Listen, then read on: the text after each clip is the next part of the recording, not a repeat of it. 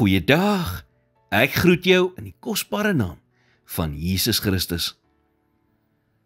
Romeine 12 vers 2 sê, en word nie aan hierdie wêreld gelykvormig nie, maar word verander deur die vernuwing van julle gemoed, sodat julle kan beproef wat die goeie en welgevallige en volmaakte wil van God is. Om te kom waar jy moet kom, en om te bereik wat jy moet bereik in hierdie lewe, moet jy bereid wees om sekere dinge te verander. Wat moet verander?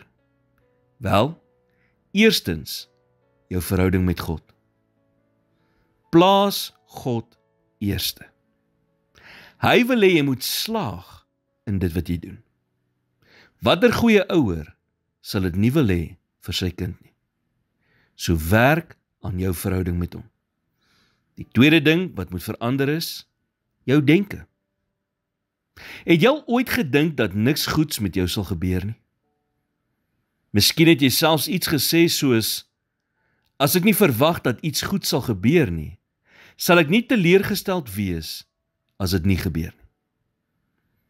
Hierdie tipe gedagtes is struikelblokke wat ons verhoed om vorentoe te beweeg. En as Christene, moet ons leer om hierdie gedagtes te beveg, want dit stem nie ooreen met wat God wil hê vir ons lewens nie. Die derde ding wat moet verander is, jou perspektief. Is jy iemand wat sukses verwag binne dae, weke of maande? Want hoe groter dit is wat jy moet bereik, hoe langer sal dit heel waarskynlik neem om daar te kom.